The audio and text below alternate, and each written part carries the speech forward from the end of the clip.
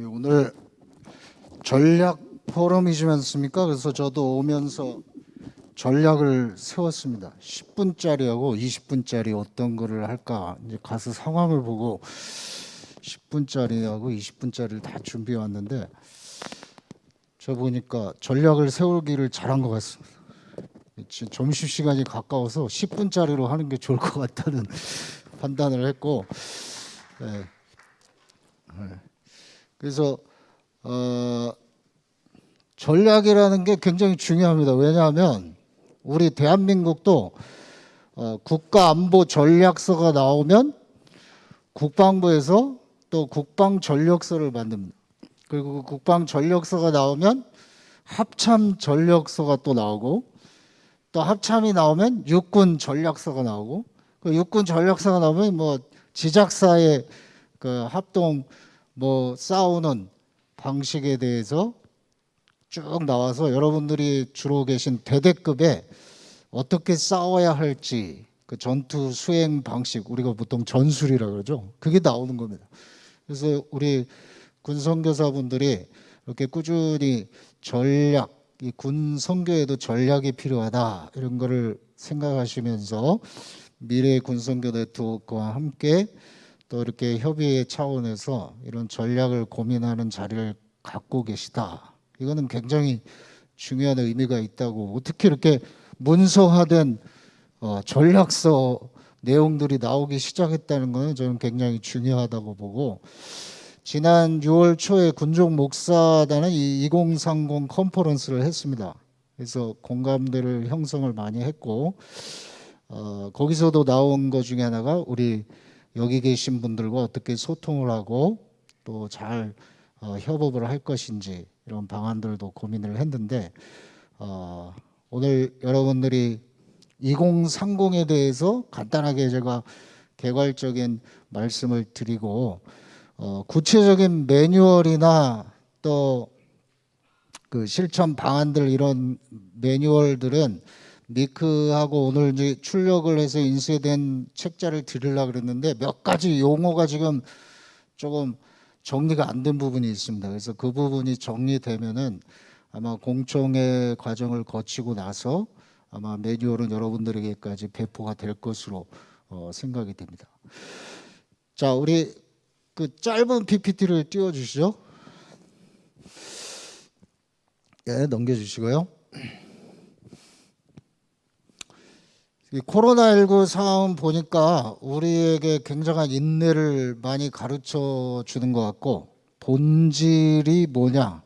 아까 이호열 목사님도 선교의 본질에 대해서 말씀을 해주셨는데, 본질, 교회가 또 군인교회를 포함해서 선교적인 정체성을 분명히 우리가 다지는 기회가 된 것 같고, 이 말씀을 저는 읽으면서 하나님의 계명, 예수에 대한 믿음을 그 누구보다도 우리가 다른 사람들에게 이거 지키라고 또 강요하기 전에 우리가 잘 지키고 있는가, 이거를 돌아보는 기회였다고 생각을 합니다. 다음 넘겨주세요. 제가 하면 되나요? 네. 2020과 2030이 뭐가 다른지를 먼저 말씀을 드리겠습니다. 2020은 세례받은 신자화를 통해서 우리가 선교를 해보자. 한마디로 말하면 세례운동이었어요. 세례운동. 많은 군에 들어온 장병들에게 세례를 베풀어서 그들을 신자로 만들어보자. 그래서 이 2020에서는 결국 어떻게까지 목표를 잡았습니까? 전 국민의 75%. 세례받은 장병들이 바깥 사회로 배출돼서 가정을 꾸리면 또 4명 정도의 가정이, 그리스도인 가정이 출현한 거기 때문에 그걸 바탕으로 해서 우리 전 국민의 25%를 신자화하자. 그래서 이 2020이 한마디로 말하면 민족 복음화라고 하는 그런 구호를 내세우기도 했죠. 그런데 이거는 굉장한 그 전제를 깔고 시작을 한 운동이었다, 이렇게 볼 수 있죠. 그렇게 많이 세례받은 인원이 곧 진실한 그리스도인이 된다라는 믿음이 강력했던 것이죠. 그 세례를 받은 신자들이 사회로 배출되거나 대한민국으로 연결이 되면 그들이 곧 진실한 그리스도인으로 될 거라는 믿음이 2020은 굉장히 강력했던 겁니다. 그래서 세례인이 증가하면 대한민국의 복음화도 자연스럽게 따라올 거다. 이렇게 생각했던 게 2020입니다. 그리고 2020년까지 종교를 지었습니다. 자, 2030에 대해서 우리가 시작을 하기 전에 2020을 좀 평가를 해야 되겠죠. 뭐 이거는 여러 차례 하기도 했지만 정리를 해보자면 긍정평가가 있고 부정평가가 있을 수 있겠다. 그래서 저희 군종 목사단에서는 긍정평가를 두 가지로 했습니다. 군에서 세례를 베푼 것이 한국 기독교 부흥과 성령의 동력이었다. 어쨌든 한국 기독교의 성장, 부흥과 이 군 신자와 세례를 펼친 운동이 굉장히 밀접하게 연관이 있던 시기가 있었기 때문에 기여를 했다. 그 다음에 지금 무종교인 숫자가 확 늘어났음에도 불구하고 여전히 기독교가 다른 종교에 비해서 우위를 차지하고 있다라고 하는 것은 굉장히 군에서 이렇게 세례를 많이 줬기 때문이다라고 하는 평가를 가지고 있는 것이죠. 이게 이제 저희들은 저 자화자찬이다. 우리가 세례를 많이 줘서 한국 기독교인 숫자가 이렇게 많이 지금도 우위를 선점하고 있다라고 어쨌든 이건 긍정평가라고 봤습니다. 근데 부정적인 평가를 해보자면 세례가 진실한 그리스도인으로 이어지지 못했다.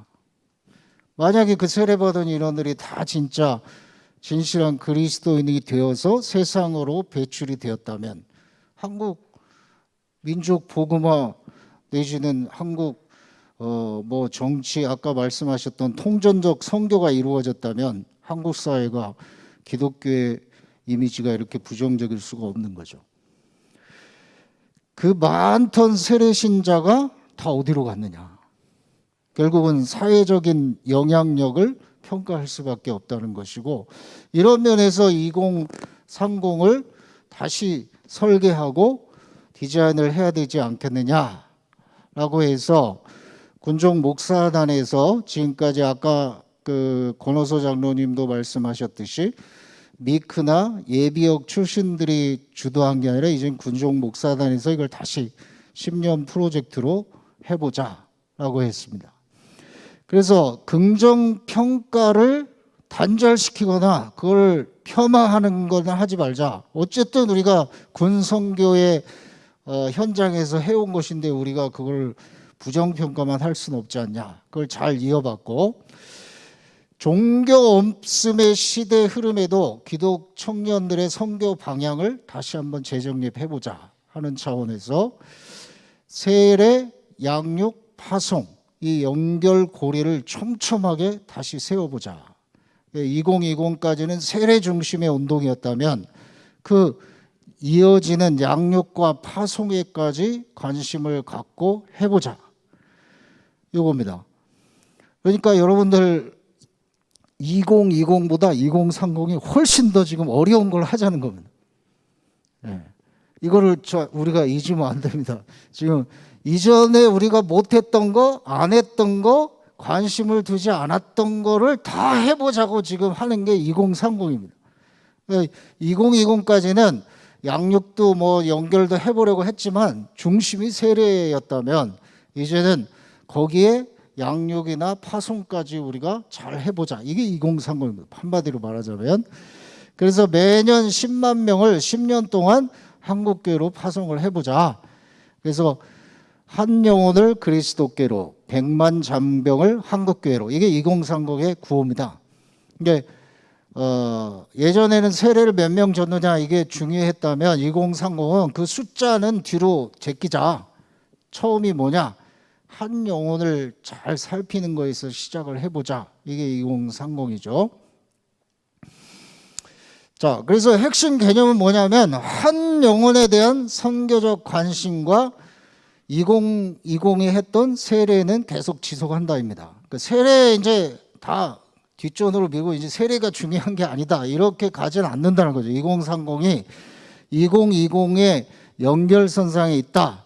왜냐하면 연결고리가 선교적으로 있지 않으면 2020과 2030은 단절이 되기 때문에 이 부분을 연결고리를 세례를 준다라고 하는 것이 한 영혼에 대한 관심으로부터 시작하는 거지 세례 운동 자체를 폐기하는 건 아니다라는 겁니다.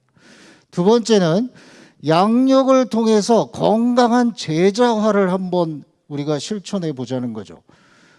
그리스도인 정체성을 잘 심어주는 그 양육을 잘 해보자.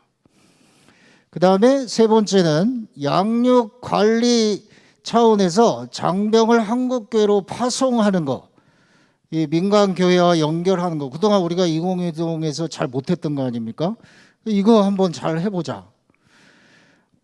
마지막으로 파송 심의를 정기적으로 해서 통계 데이터를 잘 축적하자. 제가 이거 지금 총괄 이 한국군종목사단 선교국장을 맡으면서 이 총괄을 하고 있는데 우리가 그동안 유의미한 선교 통계 데이터를 축적하는데 2020은 많이 부족했다. 그래서 지금부터는 10년 동안 2030년까지 선교 데이터를 정확하게 통계를 내고 그 부분을 정확하게 평가하고 한국교회 홍보도 하자. 이런 내용을 이 2030이 담고 있습니다. 크게 보면 아까 미크는 실천본부입니다. 실천본부. 그다음에 군종목사단은 추진본부로 구성이 되어 있습니다. 여러분들도 이제 군인교회를 담당하시기 때문에 저 추진본부 안에 들어와 있다라고 생각하실 수가 있겠죠. 저거는 군종목사단 중심의 추진본부 아닙니까? 그렇게 말씀하시면 할 말이 없는데 여러분들도 군인교회 안에서 저 추진을 담당하는 본부다. 그러니까 2030은 실천본부, 추진본부. 실천본부는 군선교연합회가 담당하는 거고 추진본부는 군인교회 목회자, 군인교회에 들어와 있는 선교사, 군종목사, 또 기독군인 이런 분들이 다 이 추진본부에 들어와 있다고 보시면 됩니다. 그래서 추진본부는 육해공 군종목사단장이 있고 여러분들 같은 뭐 협의회 회장이 저기 들어올 수 있겠죠. 실천본부는 이사장과 사무총장이 있습니다. 군종목사단 안에는 지금 세례분과, 양육분과, 파송분과, 홍보분과를 두고 있습니다. 지난 컨퍼런스에서 저기에 이제 전도분과하고 협력분과를 두 개 분과를 추가를 했습니다. 그래서 세례, 양육, 전도, 파송, 홍보, 협력.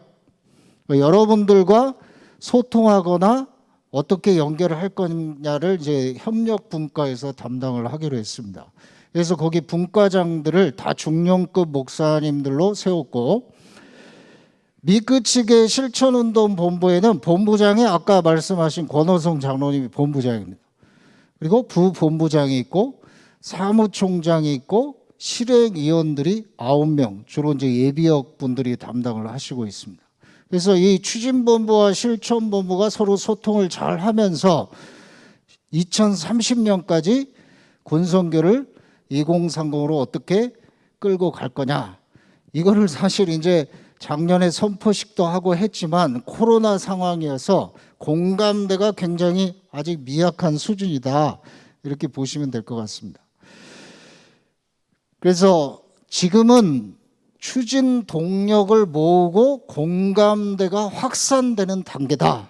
저는 이렇게 분석을 했습니다. 지금 뭐 추진을 열심히 하고 있는 단계가 아니고 사실 이 코로나 상황 때문에 여러분들에게 오늘 이렇게 제가 말씀드린 것처럼 서로 이게 뭐다라는 거를 인식을 공유하고 그래서 우리 같이 연합해야겠구나 또 같이 협력해야겠구나 이런 공감들을 군종 목사단도 사실 육군이 2주 전에 한 겁니다. 여러분들도 오늘 이렇게 같이 모이셔서 이 부분을 다루시기 때문에 이게 이제 어떻게 연합을 해서 추진 동력을 만들어낼 거냐 이게 저희 군종 목사단하고 여러분들하고 같이 협력해야 되는 부분이라고 볼 수 있습니다.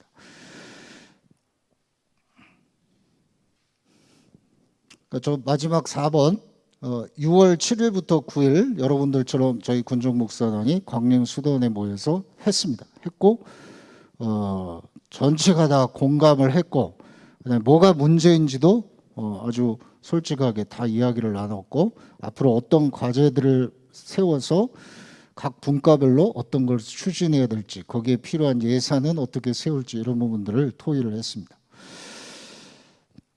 자, 이제 여러분들과 그 군종 목사단이 어떻게 이거를 협업을 해야 될 거냐 이걸 4가지로 정리를 해봤는데 첫째는 무엇보다도 소통하고 공감하는 게 중요한 거죠. 그래서 저희 안에서는 협력 분과에서 그거를 담당하기로 했습니다. 그래서 MCF나 또 여러분들이나 또 미크나 군종 목사단 바깥에 있는 추진 동력들과 같이 어떻게 연합을 해갈 건지를 담당하는 분과로 협력 분과를 새롭게 만들었고 거기서 저 소통과 공감을 담당하기로 했습니다.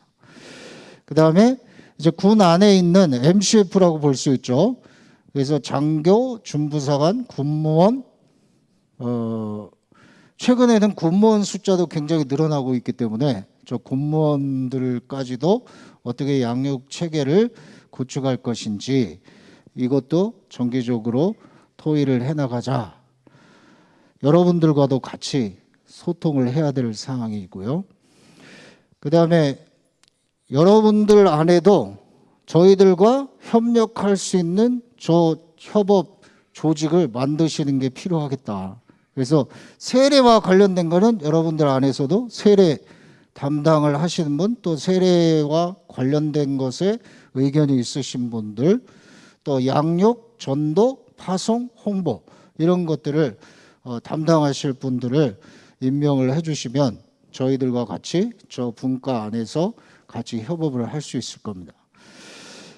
그 다음에 이제 민간 여러분들이라든지 군인 가족이라든지 또 뭐 선교 단체라든지 그런 자원들을 어떻게 잘 활용할 것이냐, 후원을 어떻게 받을 것이냐 이런 부분들을 마련하고 있는 단계에 있습니다.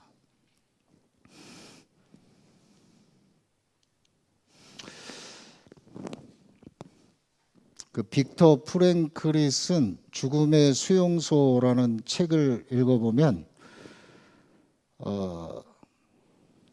그런 이야기가 나옵니다. 사람들이 크리스마스 성탄절과 새해가 다가오는 그 시기에 그 수용소에서 엄청나게 사망자가 늘어났다는 거예요. 왜 그 사망자가 그렇게 그 시기에 늘어났느냐? 그 책에 보니까 그 수용소에 있던 의사가 이 빅터 프랭클에게 하는 말이 뭐였냐면 성탄절이 다가오니까 내가 이 수용소에서 나갈 수 있다는 희망을 다 품었다는 거예요. 성탄절 크리스마스가 다가오니까 이 수용소, 이 끔찍한 이 지긋지긋한 수용소에서 내가 풀려나고 자유의 몸이 될 거다 이런 희망을 품었다는 거예요. 근데 성탄절이 지나고 새해가 다가오도록 수용소 문이 열리지 않는 거죠. 전쟁이 끝나지도 않습니다.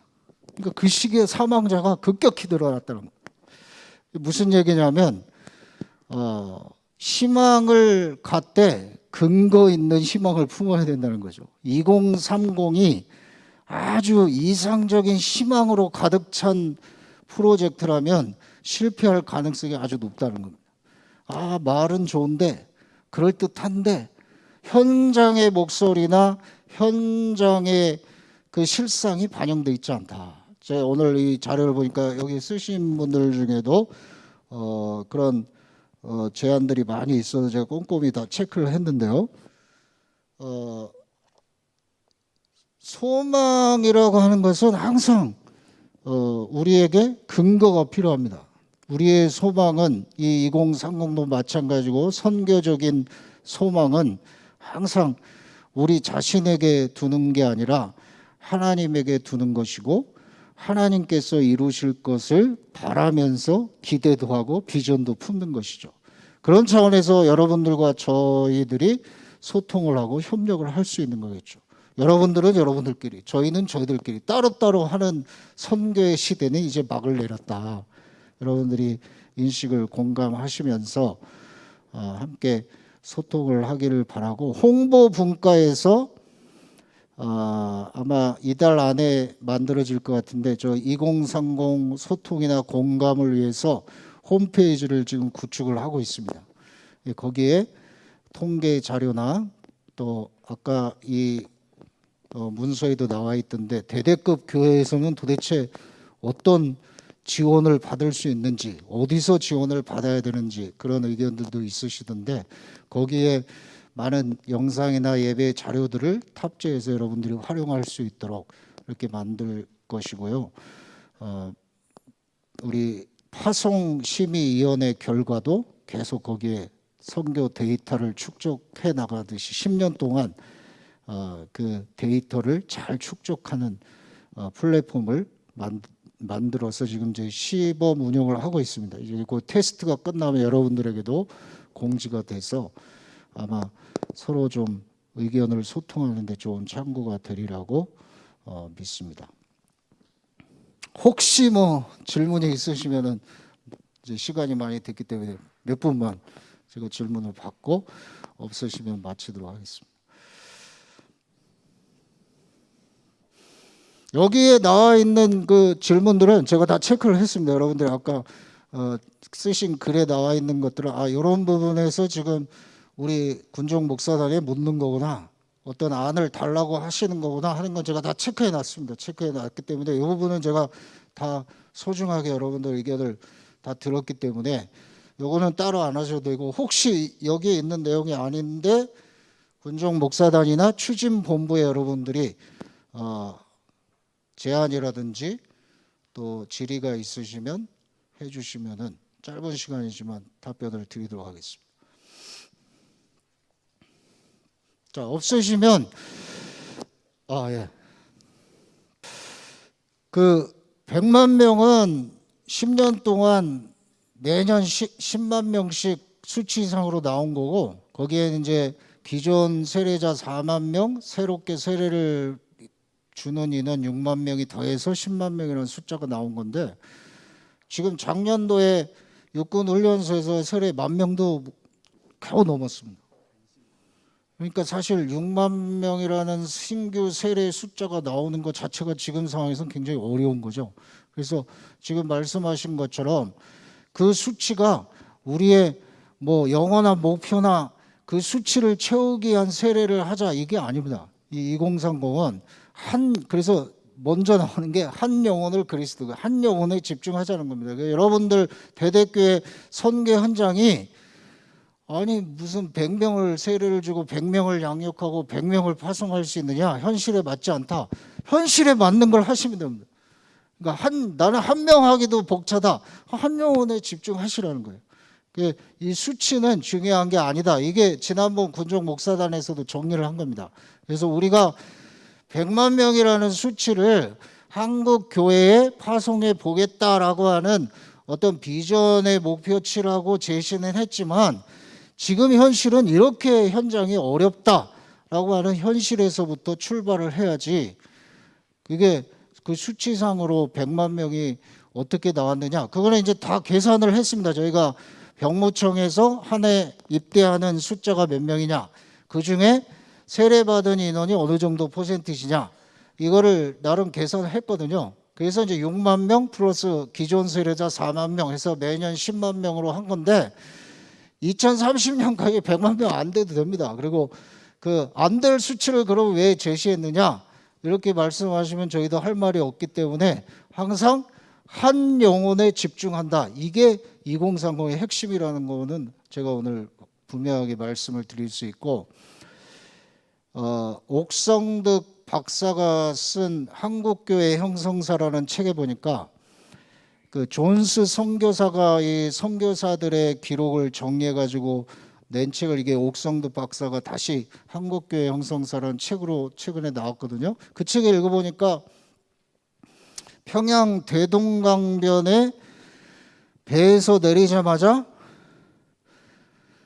참수를 당하고 죽은 토머스 목사가 한국 개신교, 그러니까 개혁교회 최초의 선교사였다. 이 땅에서 순교한, 그렇게 기록을 구체적으로 역사적 기록으로 남겨놨습니다.